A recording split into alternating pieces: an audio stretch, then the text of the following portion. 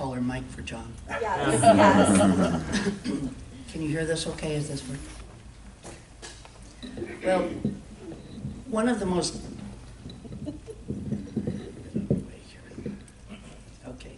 One of the most challenging aspects of writing remarks for a presentation such as this is getting comfortable with talking about yourself, especially for a daughter of my mother, one of whose major values and life lessons was humility.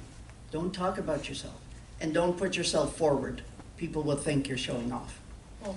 Obviously, I got over the not putting yourself forward part, but I'm still not all that comfortable talking about myself.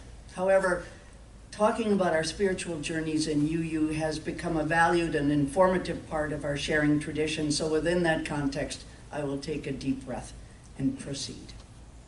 I should say, first of all, that my early, oh, by the way, one little note. As old people sometimes get things out of order. The full title of this speech of this presentation is actually How My Spiritual Journey Became My Activist Journey and Vice Versa. Okay, yes. So, but to save space, we sort of shortened it. All right, I should say, first of all, that my early spiritual journey had nothing to do with religion or churches. Some of you may know about my background as a child, and I've talked about my past occasionally here in other contexts. So to review, our family knew considerable poverty growing up in Sheboygan Falls, primarily because of my father's problems with alcohol and his apparent conviction that he had no responsibility to provide for his family, Mom and my two brothers and sisters and me. We moved frequently because there was always some point at which the rent couldn't be paid, and we would have to leave. I think we had a total of 5 addresses while we lived in Sheboygan Falls. The last place, and the worst, was the converted chicken coop we lived in. It had been a hunting shack up north owned by one of our wealthier uncles, then a place to raise his chickens, and then it was brought down to Sheboygan Falls and set up for us to live in on some land next to a ravine at the end of some road near the outskirts of town. There was, of course, no running water and no plumbing at all. Of course, an outdoor toilet, not fun ever, especially in Wisconsin winters. We carried all of our water in buckets from the home of a friend about a block from our trailer, and we bathed only once a week in a round galvanized metal wash tub. We heated the house with a wood-burning stove on which we also did our cooking. It wasn't the worst poverty, but it was enough to make an impression on the 8-year-old that I was at the time, especially when I had to crawl underneath the trailer past the tar paper skirting to pull out the logs for our fire. That was where the lumber company delivered them. And I remember thinking so clearly that there was something wrong with this. I've heard some people say that though they were poor when they were growing up, they never knew they were poor. I knew. I saw the other kids of my age playing, wearing nice clothes, having ice cream and other treats that we couldn't have, and got presents for their birthdays or for Christmas, and I knew. And as I grew older, I also saw the impact on my other siblings, especially on my older sister, who always had to come right home after school to take care of us while Mom went off to work the night shift in the woolen mills to support us, depriving Dolores of much of her childhood and young girlhood. And the worst part was that we effectively lost our brothers at that point too, since the small trailer, 9 feet by 22 feet, could barely accommodate Mom, my 2 sisters, and me. The boys were both sent to live with aunts and uncles, and we never lived together as a family after that. Though I had no sense of any spiritual quality to my life at that point, I do think that it was probably the beginning of my activist propensities. Just a sense of something not being right, not being fair or just, and something needing to be done about it. There were good people who helped us occasionally, who gave us old clothes or who helped out in other ways. Mom, of course, wanted to pay them back, but lacking any money to give them typical thank you gifts, she would have us attend their church to show our appreciation. As a result, my religious background as a child consisted of going to the Catholic Church, the Church of God, Gospel Tabernacle, Lutheran Church, and finally to Christian Science, because Grandma was a Christian Scientist and she helped us more than anybody. Probably not surprisingly, none of those religions touched me at all. The words of the services were just words, though sometimes I liked the music. I do remember liking the Catholic Church because it was so beautiful, with the wonderful figures of the saints and the stained glass windows. I always looked forward to it because it was such a lovely refuge. What we did have, and I will always be grateful for, was a wonderfully loving mother who loved with the unconditional love that every child needs. She cared for us, met our needs as best she could, kept us very clean and neat, and taught us that we were as good as anybody else, although her own modesty and humility were sometimes obstacles in her life. But there finally came a time when she divorced Daddy and prepared to live her life as her own person, no longer dependent on anyone. And she arranged for us to leave the trailer in Sheboygan Falls and move to Two Rivers, where her father, our grandfather, owned a two-family house, which one of the families had just vacated. And we moved into the upstairs flat. Mom got a regular job at the aluminum goods, called by the workers the goods at that time, which became Miro Aluminum, and she finally had a regular, reliable, if very small, source of income. The house was, for us, heaven on earth, with a real heating system and appliances, running water, and a wonderful little bathroom with a porcelain tub. And it was in Two Rivers, not long after that, that I had what I would identify as my first spiritual experience, though I didn't call it that at the time because I didn't have the vocabulary. In, I think, about the 6th grade, I had a friend named Scotty. She was the daughter of the local Lutheran minister. She may have been a year ahead of me, but we became fast friends and we talked. I mean, we discussed everything under the sun. I often visited her at her family's home, which was a nice house which had, among other things, a cherry wood baby grand piano in the living room, a thing of great beauty, which came to influence my life in significant ways, but that's another story. Anyway, Scotty and I loved to take long walks, usually with Scotty's old collie, Bonnie, and sometimes we'd trek up to Picnic Hill on the edge of town near Lake Michigan, which in those days was entirely wooded with wild undergrowth and a soft pine needle floor, which was a pleasure to walk on. We would walk among the trees, enjoying that special feeling that comes from being in the natural world, a quietness, a gentleness, some wonderful sense of comfort. There was one place in that woods that was almost completely ringed by very tall pine trees, which arched overhead, with only narrow shafts of sunlight coming down through the branches.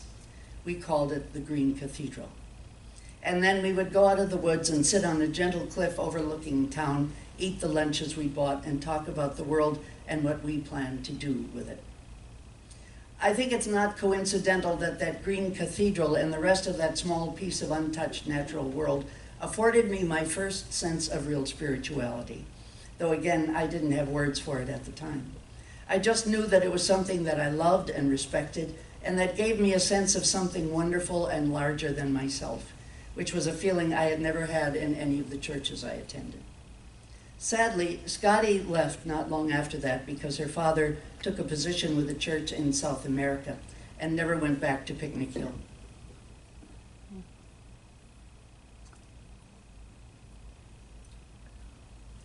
But a couple years passed, and I was starting to deal with the larger world of 8th grade. At Washington High School, there were periodically special performances in the large auditorium, sometimes musical or theatrical, sometimes more academic, called assemblies. The assemblies did include the 7th and 8th graders, but we had to sit up in the balcony while the high schoolers got to sit in the choice first floor seats. In addition, the senior high kids ignored us as we went to and from the assembly and were sometimes downright rude. This offended my budding sense of social injustice, and I wanted to do something about it. There were few options, so I contented myself with lying awake in bed at night composing a speech that I imagined I would give on the stage at the next assembly, declaring that 7th and 8th graders were people too. I worked a lot on that speech, editing it in my head, rearranging the parts, and being sure to come up with a strong conclusion at the end of which there would be thunderous applause. I never delivered it, of course, but the practice of crafting speeches to move an audience had begun. Well, I became one of those high school kids myself and then graduated and went to college to UW-Milwaukee. Here, two significant things happened. First, on the first Sunday I was there that I was there on my own, I went to the local Christian Science church, a very grand, large building near the campus, and then I never went again. Left to my own devices, apparently I had no need to go back to those places that had never nourished my spiritual or social needs. So church and organized religion simply disappeared as any significant element of my life. But another larger thing was happening. In some of my classes in history, sociology, geography, I was starting to learn about the lives of people I hadn't grown up with in Two Rivers, people of color. We didn't call them that at the time. I started to learn more about the history of slavery in this country, which had hardly been touched on in high school, and about what even happened after that, about how black people, called Negroes then, still lived, in fact, and I almost couldn't believe it. I didn't want to believe it. There was very little about the Indians, whose lands and cultures we took from them, but clearly that was also something that conflicted with all the stories of the development of our nation that I had previously heard and that had made me very proud. I couldn't be proud of this.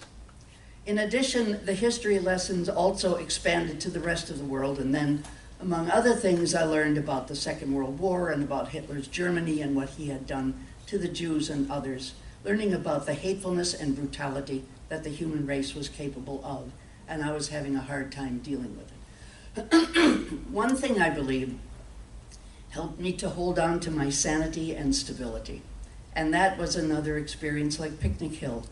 I lived in a dorm. Residences were called dorms in those days. It was an elegant old Tudor mansion, then housing about 50 young female college students, perched on a bluff overlooking Lake Michigan with a beach below that was ours. Nobody has, residence halls like that anymore. It wasn't a nice sandy beach generally, and someone had dropped a large load of magnificent big reddish rocks right at the base of the bluff and going right to the water's edge. One stone in particular was very large and perfectly flat, perfect for a person to stretch out on.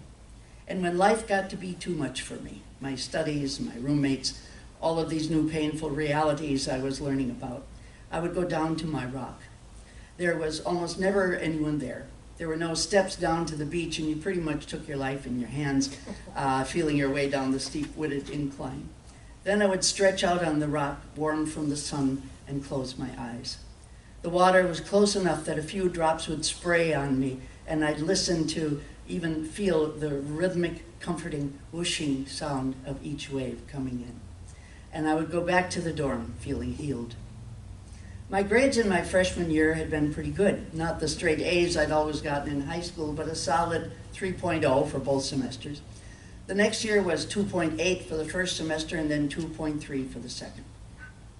And then I quit college in confusion and distress. I couldn't understand or deal with the world in which I was living. At the same time, I was quite sure I would go back to college at some time, but not then. So I worked some odd jobs in Milwaukee, both in factories and offices. That's when I had my first exposure to the help wanted male, help wanted female ads in the papers. Of course, no internet back then. This was just the end of the 1950s, beginning of the 1960s. That was the way things were in those days. You didn't question it, and I didn't. But from time to time, I'd glance over at the forbidden male section and notice how very many more jobs were there, and also that was clearly where the better salaries were. Well, I thought, that's interesting. But of course, I didn't do anything about it then because that's the way things were. In that ill-defined period of my life, I met and married a man who was an atheist. Dick wasn't anti-religion particularly, just not in any way involved in it himself. And since I had now spent a couple of years unchurched, I was okay with that. He was, however, very much an activist, and that meshed perfectly with my inclinations toward social and political justice at the time. And given that it was now the 1960s, the era of peace activism and the fight for racial justice, we became fully immersed. We moved to Buffalo, New York, because I'd gotten a teaching fellowship to pursue my master's degree in English at the State University of New York at Buffalo. And there, while I studied and taught at UB, and Dick worked at various odd jobs, we participated in demonstrations, worked for open housing in Buffalo. It had a really tightly defined ghetto. and even started a small activist organization called Urban Action, which primarily supported progressive candidates and continued to work on social justice and anti-war issues, which were very much heating up at that time. At the same time, a young friend of ours, one of our small group of activist friends, learned that his number had just been called for the draft, and he would have to join the military and likely fight in Vietnam. A pacifist, he was agonized by this possibility, and we all gathered around him and tried to help him decide from his limited options. And what he decided to do was to seek sanctuary at the Buffalo Unitarian Universalist Church, and the church received him. I'm sorry to say I don't remember what happened to Bruce, the young man, whether he was ultimately drafted anyway as a pacifist or somehow made it to Canada. But I do remember the Unitarian Church, and surprisingly, a couple months later, in late December, Dick, my atheist husband, said, "How would you like to go to the Unitarian Church for their Christmas service?" Well, would I ever? So we went, and it was as wonderful as you might imagine it would be. I loved the service. I loved the language of the service. While it referenced the Christmas story, the language was very inclusive. It was understandable, and it related to my own life. I liked the people very much. They were kind and welcoming to us as strangers. I listened to every word of the sermon, and my mind never wandered, a brand new experience for me in church. Well, we didn't go back, but the experience left an indelible mark on my consciousness. And I remember thinking, if we ever live someplace where there's a Unitarian church, I think I'll check them out. But not just then. I'm going to skip over a few decades. You can do that when you're very old. But they encompass the years during which I had my daughter Rachel. My marriage dissolved. I moved back to Wisconsin, back home to Manitowoc, and taught at UW Manitowoc, and got involved in the National Organization for Women, at local, state, and regional levels, and then nationally as initially executive vice president and finally as national president of the organization. My work in NOW, of course, represented the full flowering of my activism, because it became then all but the totality of my life. It felt very good, and I felt very fortunate to be able to do it, to do something about at least some of the problems that had been troubling me for so long, including, along with sexism, our nation's deep and profound problems with racism. Though that period was not explicitly spiritual, there was a feeling that came of helping to make some inroads into these problems, however small, that was deeply soul-satisfying.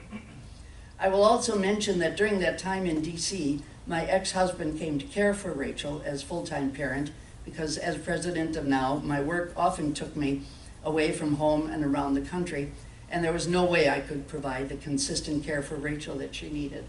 So Dick came to DC to stay with her, and the best thing he did for her there was to join the Arlington Unitarian Church, which gave her a wonderful, solid grounding in UU principles, as well as many lifelong friends. But after another year, I did end up back home in Wisconsin, because while I loved the work, the intense politics of the DC area, including internal NOW politics, became increasingly negative and demoralizing. I needed to be back home. Shortcutting a couple more decades, I really am old, I ended up finally in Fond du Lac. Who would have thought? But it was a lovely little town with people who were very accepting, and I settled in. There was more university work, of course, at UW Fond du Lac, and then retirement. During my years on campus, though, I was still called on occasionally to speak to various groups, continuing the extensive speaking I had done during and after the NOW years. And the Unitarian churches in both Appleton at that time, Fox Valley, and Ripon were among those who asked me to speak. So once again, I came in contact with both the people and something of the generous and welcoming spirituality that characterized Universalist Unitarianism. And since I was now living in Fond du Lac, I began to consider attending one of those churches. However, my job as CEO Campus Dean at UW Fond du Lac was very demanding, and I treasured my free Sunday mornings, the only time during the week that I could usually call my own. And then it happened. I heard from a friend in town, actually from Mary Council Austin, that some people were considering starting a UU fellowship in Fond du Lac. At last, I jumped at the chance and went to the early planning meetings, met some of the nicest people I've met in Fond du Lac, and together we formally became a Unitarian Universalist Fellowship. Our first service was actually held in the lovely chapel of the Sisters of St. Agnes Mother House. The sisters had been most generous in supporting our early efforts, notably providing meeting space and just generally being wonderfully supportive. The next service was in the space we had secured, a daycare center in town, with a space that we could rearrange on Sunday, moving the little chairs and things out of the way. We held 2 services there, and then we outgrew the place. People were coming to the services and standing in the hallway to listen because there were no more seats. I won't go into the rest of the details of Open Circle UU's now just over 10-year history, which many of you already know, but clearly I have found my home.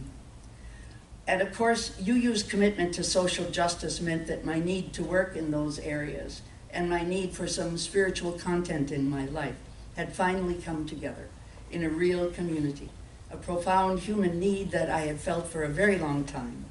In other words, my journey was the reverse of the travelers in Frost's wonderful poem. My paths didn't diverge, they converged. They came together for me in Unitarian Universalism, which became my spiritual and social justice home. No, it isn't exactly the same magical, mystical feeling afforded by the green cathedral of my youth or the warm rock by the side of the lake. That's a special sense of connection to my larger home, to Mother Earth. But after wandering in a spiritual wilderness for decades, my Unitarian fellowship fulfills a profound need to feel connected to my human family within which I can work for justice and humanity and feel part of something larger than myself.